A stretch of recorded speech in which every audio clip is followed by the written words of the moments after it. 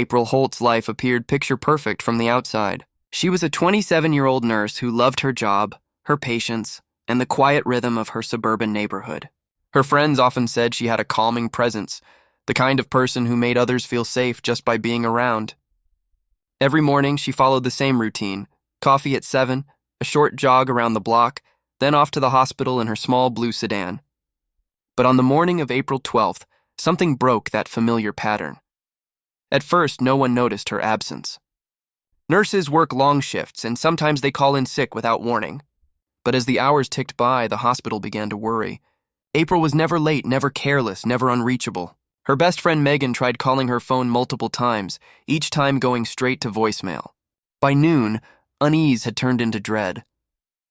When Megan drove to April's house, she found her car parked in the driveway. The curtains were drawn, and the mailbox was full of unopened letters. Everything looked too still, too quiet. She knocked several times, calling April's name, but there was no response. Finally, she called the police for a welfare check.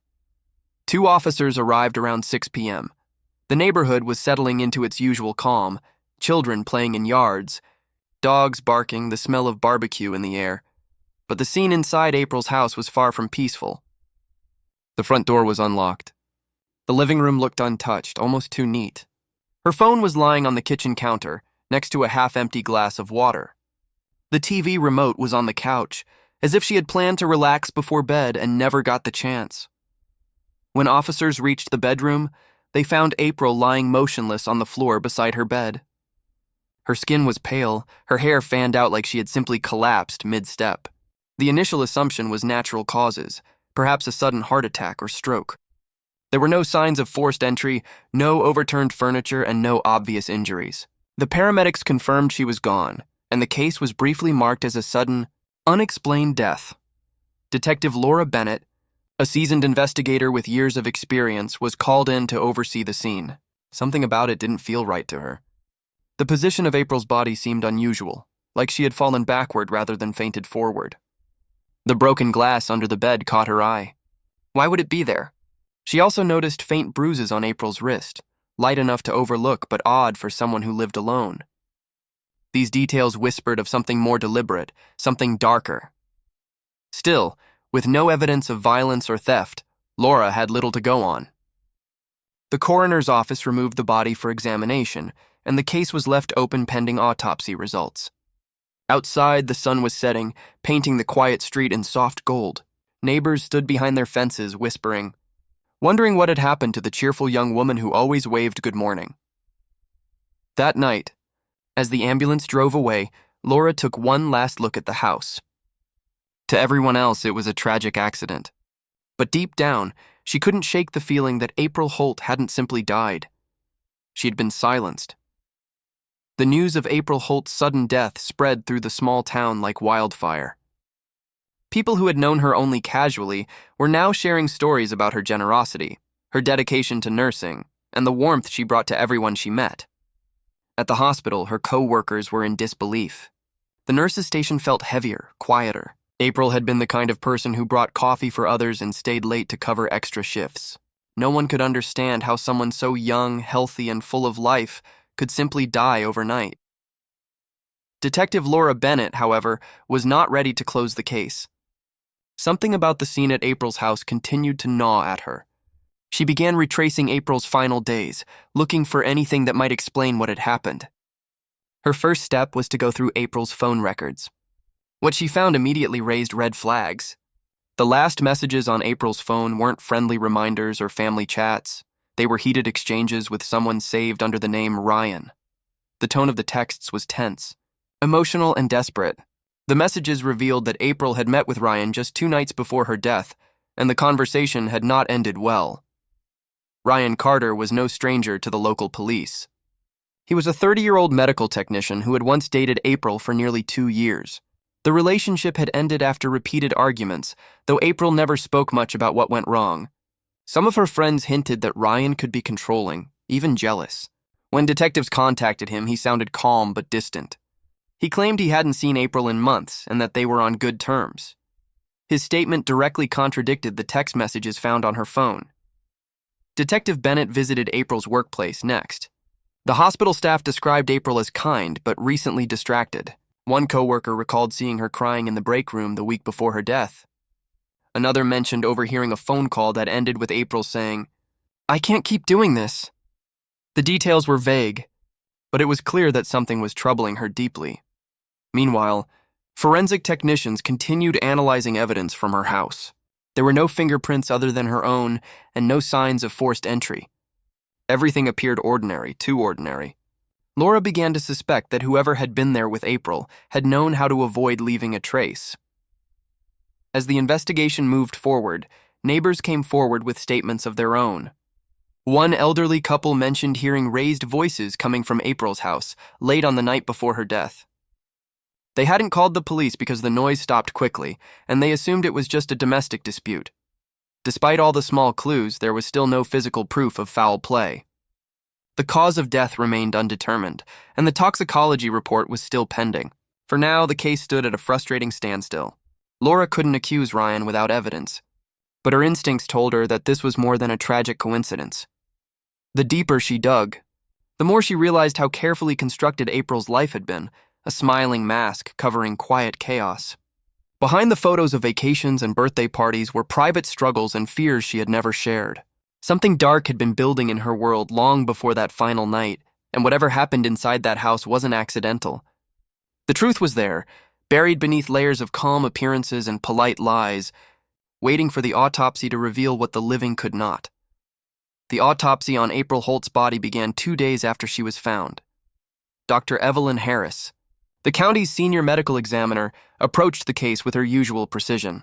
On the surface, April appeared to have died peacefully. No open wounds, no blunt trauma, no signs of strangulation. Her body temperature, muscle stiffness, and the time she was last seen suggested she had been dead for nearly 10 hours before being discovered. Everything about the case pointed toward natural causes, yet there was something about her expression, the subtle bruising, and the broken glass recovered from the scene that urged Dr. Harris to look deeper. The examination started routinely. Blood samples were taken, organs inspected, and tissues collected for testing.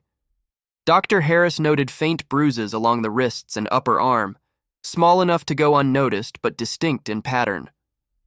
They looked like grip marks, the kind left when someone tries to hold another person still.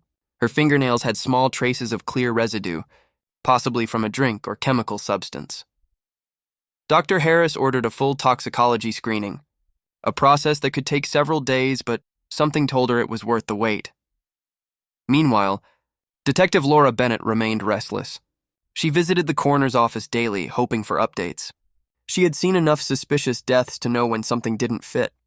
April's lifestyle gave no indication of drug use or illness, and the hospital reports confirmed she had recently passed a full health check. The theory of sudden cardiac arrest seemed increasingly weak. Laura went back over every photo from the crime scene, focusing on the glass found near the bed. It appeared cracked but not shattered, as though someone had dropped it hurriedly. When the toxicology report finally came in, it changed everything. April's blood contained small but lethal traces of a controlled sedative, one commonly used in hospitals for anesthesia and deep sedation. The concentration wasn't high enough to cause immediate death in normal conditions, but in combination with her weight and metabolism, it could have slowed her breathing until her body shut down. The sedative was not something a civilian could easily obtain.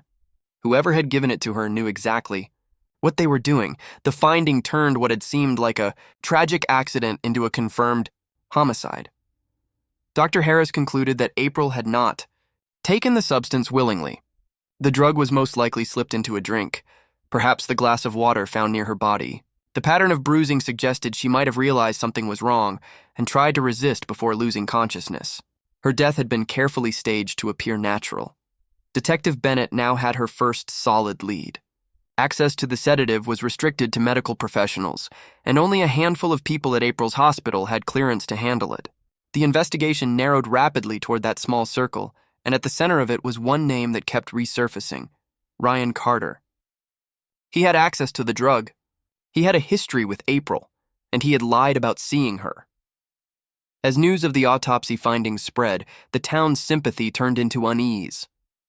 What once seemed like a tragic mystery was now a deliberate act of murder committed by someone who knew how to cover their tracks. The autopsy had not only uncovered the cause of death, but it also opened a dark path toward the truth. April Holt's body had spoken through science, and its message was clear. Someone she trusted had turned her final moments into a silent crime. Detective Laura Bennett now had proof that April Holt's death was a homicide. The sedative found in her bloodstream wasn't something anyone could just buy. It was a controlled substance used only in medical settings. Her investigation turned toward the hospital where April worked, a place that had once been a symbol of healing, but now held the key to a murder. She began by reviewing the hospital's medication inventory. Every vial, tablet, and injection was tracked by ID and date, yet several vials of the same sedative were missing. The theft hadn't been reported, likely because the quantities were small enough to slip past routine checks. Still, it was enough for Laura to notice a pattern. Only 3 people had access to that storage area: the head pharmacist, a senior nurse, and a medical technician named Ryan Carter. Ryan's name sent a chill through her. His connection to April was already suspicious, but this discovery made him the prime suspect. When detectives arrived at his apartment for questioning, Ryan appeared calm and cooperative. He insisted he had nothing to do with April's death and claimed that the missing vials must have been a clerical error. His alibi for the night in question was weak. He said he had been home watching movies alone. There were no witnesses, no receipts, no digital traces to confirm it. The search warrant for Ryan's apartment revealed far more than he expected. Hidden inside a small box at the back of his closet was an empty vial of the same sedative found in April's system. Forensics quickly matched the serial number to one of the stolen hospital vials. It was irrefutable evidence. Ryan's demeanor changed instantly. He stopped cooperating, requested a lawyer, and refused further questioning. Laura felt a mix of relief and anger. Relief that she was finally closing in on the truth, and anger that April's life had been taken by someone she once trusted. Before an arrest warrant could be issued, Ryan disappeared. His phone was turned off, his car missing, and his apartment abandoned. Detectives traced his movements using security cameras and credit card transactions, discovering that he had withdrawn a large sum of cash 2 days earlier. It looked like he had planned his escape. Days later, his car was found near a rest stop along the highway, doors unlocked, keys still in the ignition. Inside was his wallet, ID, and a handwritten note that read, "I never meant for it to happen." The disappearance sparked a media frenzy. The public was divided. Some believed Ryan had run away in guilt, while others suspected he was another victim in a larger mystery. Weeks turned into months with no trace of him. Then, in late summer, a fisherman contacted authorities after finding a duffel bag washed up on the banks of a nearby river. Inside were men's clothes, a pair of shoes, and April's missing necklace, the one she always wore and that hadn't been found at the crime scene. The discovery reignited the investigation. Forensic tests confirmed Ryan's fingerprints on the necklace, linking him once again to April's final moments. To Detective Bennett, it was clear Ryan hadn't vanished randomly. He had been consumed by guilt or fear, perhaps both. Whether he was alive or dead, one thing was certain: the truth about what happened to April Holt was finally closing in. Months passed before the final chapter of April Holt's case came to light. The investigation had gone cold, and many began to wonder if Ryan Carter would ever be found. The community had moved on cautiously, though the shadow of April's death lingered like a quiet reminder that even the safest places could hide terrible secrets. Detective Laura Bennett refused to close the file. She knew that somewhere out there, answers still waited. Every piece of evidence pointed toward Ryan, but without a body or confession, the case remained officially unresolved. Then, one chilly autumn morning, a phone call from a hiker changed everything. A set of human remains had been found deep in the woods near the river, where Ryan's car had been discovered. The body was badly decomposed, partially covered in fallen leaves and branches. Nearby lay a backpack, a water bottle, and a notebook wrapped carefully in a plastic bag. Dental records later confirmed what everyone suspected. The remains belonged to Ryan Carter. For the first time in months, the mystery had a face again. But what investigators found next would finally bring April Holt the justice she deserved. The notebook was water-stained but legible. Inside, Ryan had written a detailed account of the days leading up to April's death. His handwriting was erratic, the words uneven, as though written in a rush of panic and guilt. He described how he had gone to see April 2 nights before she died, begging her to give their relationship another chance. She refused, telling him she had moved on and wanted peace. He wrote that he lost control during the argument, that anger clouded his mind and he made a terrible mistake. He confessed to taking a vial of the sedative from the hospital, mixing it into her drink to calm her down, thinking it would only make her sleepy. But when she became unresponsive, panic set in. He tried to wake her, but it was too late. Ryan's words painted a grim picture of a man torn between love and rage, someone unable to accept rejection. His final pages carried the weight of remorse. He admitted to staging the scene to look like she had died naturally, cleaning up the glass and leaving before dawn. His last entry ended with a haunting sentence. "I loved her and I destroyed her. I can't live with what I did." The medical examiner later confirmed Ryan's cause of death as suicide. Toxicology tests showed high levels of the same sedative he had used on April. The case that began with uncertainty ended in undeniable truth. When the news reached April's family, they wept, but also felt an unexpected sense of peace. Justice had finally arrived, not through the courtroom, but through Ryan's final confession. Detective Bennett closed the file quietly, placing it among the solved cases that had once haunted her desk. She knew that justice wasn't always clean or simple. Sometimes it arrived in fragments, in science, in guilt, in confession. April Holt's story became a reminder that even when voices are silenced, truth has a way of speaking. The autopsy had uncovered more than a cause of death. It had exposed a hidden crime and given a grieving family the closure they desperately needed. And in that truth, April finally found her peace.